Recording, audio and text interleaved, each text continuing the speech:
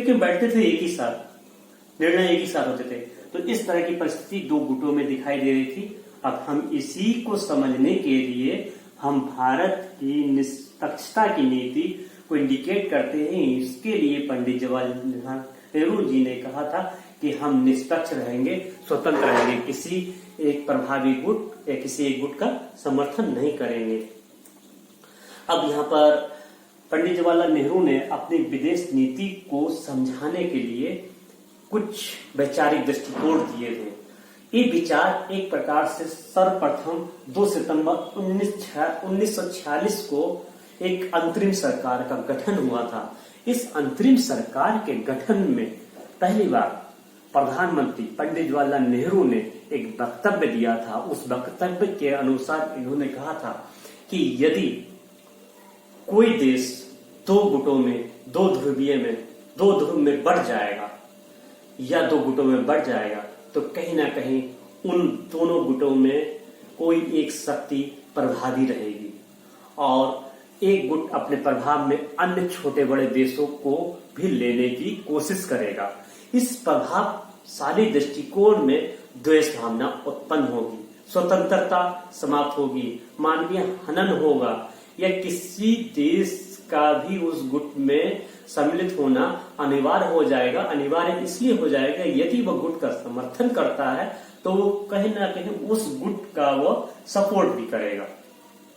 तो यदि इस परिस्थिति से बचना है, क्योंकि वर्तमान में हम स्वतंत्र हो रहे हैं और स्वतंत्रता का अर्थ ही होता है स्वतंत्र और निष्पक्ष रूप से कार्य करना, किसी के अधीन या पराधीन होकर कार्य नहीं करना। और यहीं पर यही बात का समर्थन करना था कि कहीं ना कहीं हम एक गुट का समर्थन करेंगे तो उसके फिर से अधीन हो जाएंगे। इस वजह से उन्होंने निष्पक्षता की नीति का पालन किया और बताया और निष्पक्ष रहने को उन्होंने कहा था कि हम सिद्धांत और व्यवहार में भी सभी के साथ समानता और स्वतंत्रता का व्यवहार करेंगे, जो कि एक निष्पक्ष नीति होगी और उस निष्पक्ष नीति का पालन किया जाना चाहिए। तो हम पंडित जवाहरलाल नेहरू की इस नीति का पालन या उनके वैचारिक दृष्टिकोण को भी देखना आवश्यक हो जाएगा कि उन्होंने क्यों गुट निरपेक्ष नीति में या निष्पक्षता की नीति में समर्थन किया था। इसके आगे हम देखते हैं गुट निरपेक्ष नीति या निष्पक्षता की नीति का भी आगे वैचारिक दृष्टिकोण दिखाई देता है कि किस प्रकार से गुट निरपेक्ष आंदोलन को बढ़ाया गया था, जो कि जैसा कि ये दिखाया देता है कि गुट निरपेक्ष आंदोलन का गठन किया गया। इस निष्पक्षता की नीति का पालन करने के लिए पंडित जवाहरलाल नेहरू ने एक गुट निरपेक्ष आंदोलन, जिसमें किसी गुट में सम्मिलित नहीं होना है, उसका गठन किया और इसी के अंतर्गत नॉन अलाइनमेंट मूवमेंट भी चलाया, जिसमें 100 से अधिक देशों ने समर्थन करते हुए उसमें सम्मिलित होना प्रारंभ किया। इसके साथ साथ हम अन्य विषय में देखेंगे शीत युद्ध, कोल्ड वार। द्वितीय विश्व युद्ध के समय में ऐसी परिस्थितियां बन रही थीं, जब युद्ध समाप्त हो गया तो से शीत युद्ध प्रारंभ हो गया। वास्तव में शीत युद्ध को समझना पड़ेगा कि शीत युद्ध है क्या। कहा जाता है कि द्वितीय विश्व युद्ध समाप्त हो गया तो विश्व दो ध्रुव में बढ़ गया। अभी हमने बताया था एक का समर्थन इंग्लैंड, फ्रांस, चीन, अमेरिका जैसा गुट कर रहा था, दूसरे गुट का समर्थन साम्यवादी देश कर रहे थे।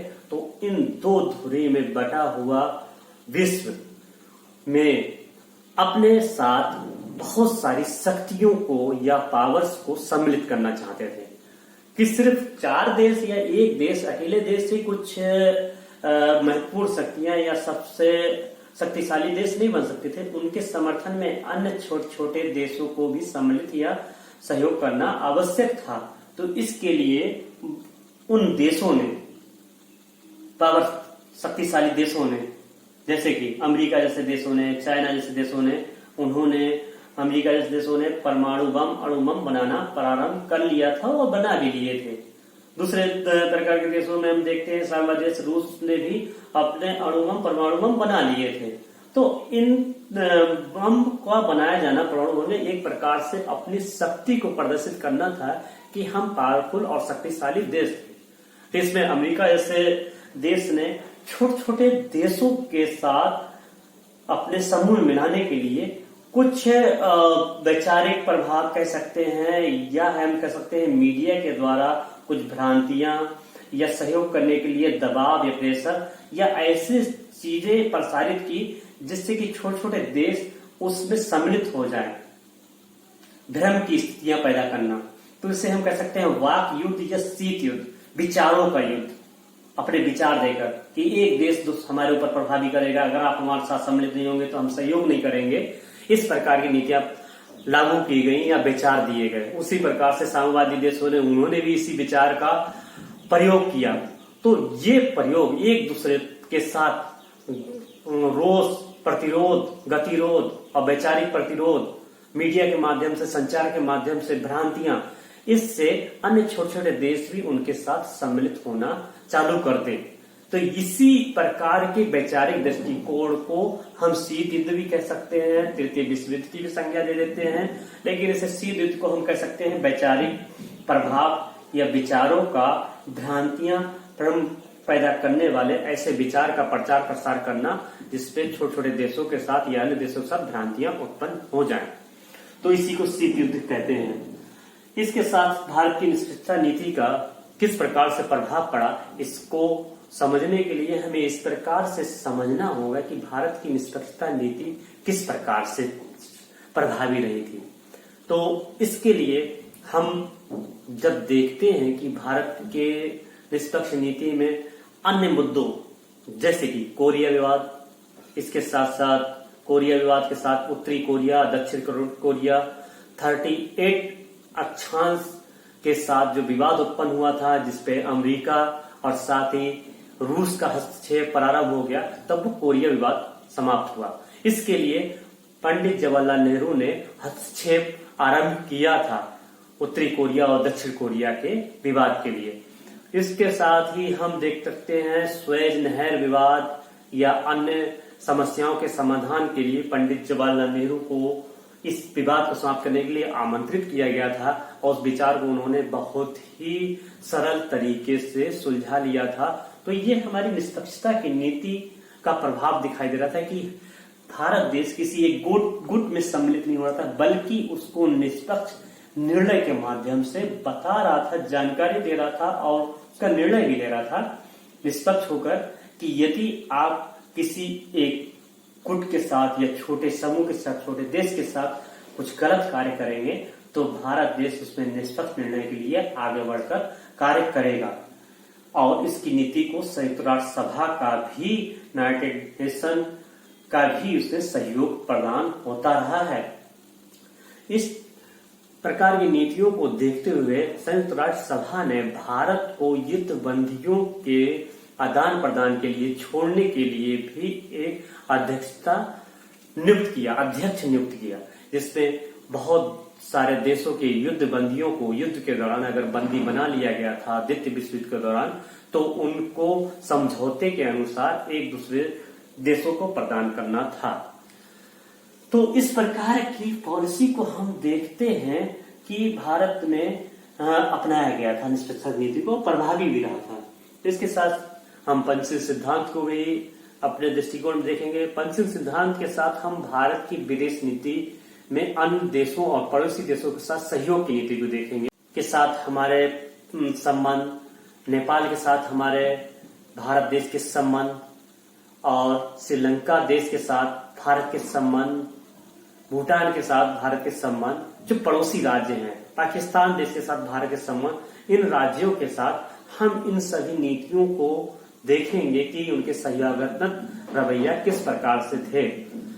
अब इस पे जब हम वैचारिक दृष्टिकोण और पूरे इस विषय को जब पढ़ते हैं भारत की विदेश नीति को, तो यहाँ पर नेहरू की वैचारिक दृष्टिकोण और भारत की निष्पक्ष नीति का दृष्टिकोण कहीं ना कहीं पूरे विश्व में प्रभावी था।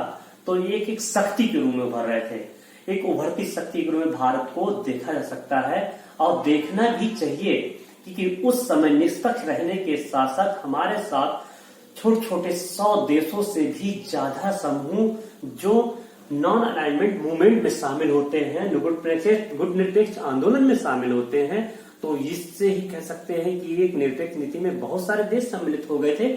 और जिसमें हम स्वेज नहर के विवाद में और दक्षिण कोरिया उत्तरी कोरिया के विवाद में जो सीमा रेखा विवाद था उसमें हमने हस्तक्षेप किया। तो एक हस्तक्षेप करना और एक बड़ी शक्ति जिसमें अमेरिका जैसे देश और रूस जैसे देश के साथ हमें सम्मिलित होकर उसका निर्णय करना, यही बहुत मजबूती या हमें आपको स्वयं भारत देश को शक्तिशाली देश के रूप में प्रदान करता है। इसके साथ अगर हम देखते हैं युद्ध बंदियों को आदान प्रदान की स्थिति, जिसमें पंडित जवाहरलाल नेहरू ने अध्यक्षता के अनुसार अपने आप को शक्तिशाली, यूएनओ ने, संयुक्त राष्ट्र सभा ने उनको अध्यक्षता दी थी कि आप इनका निर्णय करेंगे कि ये किस देश में जाएंगे, युद्धबंदियों को छोड़ा जाए। हम इस विषय को वर्तमान दृष्टिकोण में भी प्रासंगिक मानते हैं। मैंने शुरू में ही कहा था कि वर्तमान दृष्टिकोण में प्रासंगिक क्यों है। तो आज अगर हम विदेश नीति का पालन करते हैं किसी एक देश से दूसरे देश में, हमारे प्रधानमंत्री, राष्ट्रपति या विदेश मंत्री दूसरे देश में जाते हैं, तो उसका प्रभाव हमारे भारत की स्वतंत्र नीति, भारत की विदेश नीति के समय का ही प्रभाव दिखाई देता है, जो निष्पक्ष रूप में और एक शक्तिशाली देश, एक उभरते देश के रूप में दिखाई देता है। तो ये है भारत की विदेश नीति का आज संबंध में विवरण दिया गया था। यदि इसके संबंध में कुछ पुस्तकों का अगर आप अध्ययन करना चाहते हैं तो जवाहरलाल नेहरू की आत्मकथा का वर्णन करना आवश्यक हो जाएगा, an autobiography of Jawaharlal Nehru, तो उसे आप पढ़ सकते हैं। दूसरी discovery of India Jawaharlal Nehru की ही पुस्तक है, तो उनको भी आप पढ़ सकते हैं। ग्लिम्पस ऑफ द वर्ल्ड, विश्व का इतिहास भी आप पढ़ सकते हैं। इसके साथ ideology and politics in modern India, Bipin Chandra, इसका भी आप अध्ययन करिए। इसके साथ धर्म कुमार के the Cambridge economic history of India, जिसमें आर्थिक नीतियों का विवरण दिया गया है, इसके संबंध में आप इसको पढ़ सकते हैं। डोमिनिक लेवियर की फ्रीडम एट मिडनाइट, इस पुस्तक में उन्होंने एक विवरण इस प्रकार से दिया है कि भारत की परिस्थिति, विभाजन की समस्या वह दिखाने की कोशिश की है जिसमें गरीबी, आर्थिक मंदी, लोगों को भुखमरी से मरना, उस समस्या का समाधान पंडित जवाहरलाल नेहरू द्वारा किस प्रकार से किया गया है वो दिखाया गया है, लिखा गया है, तो उसको भी आप आराम से पढ़ सकते हैं। उसके बाद बी एल ग्रोवर, आधुनिक भारत का इतिहास, सज्जन बोसवाल, समकालीन भारत और India after independence, Bipin Chandra, ये भी आप अध्ययन कर सकते हैं। इसके साथ बहुत सारी पुस्तकें हैं जिसके माध्यम से आप इस विषय का अध्ययन कर सकते हैं। फॉरेन पॉलिसी, विदेश, भारत की विदेश नीति, वर्तमान की विदेश नीति, उससे तुलनात्मक दृष्टिकोण में भी देख सकते हैं कि आज के दृष्टिकोण में कितना परिवर्तन आया है। आगे मैं ये कहना चाहूंगा कि आज के सुझाव मेरे लिए बहुत ही महत्वपूर्ण होंगे, जिससे कि आने वाले दूसरे व्याख्यान में मैं बता सकूं कि कुछ चीजें छूट गई हैं, तो उनको भी सम्मिलित कर उस सुझाव के माध्यम से सम्मिलित किया जा सकता है, जिससे कि भारत की विदेश नीति को सही से लागू किया जाए, जिसमें गुट निरपेक्ष आंदोलन और पंचशील सिद्धांत और भारत के पड़ोसी राज्यों के साथ किस प्रकार से संबंध हैं, उन संबंधों की चर्चा अगले व्याख्यान में किया जाएगा। धन्यवाद।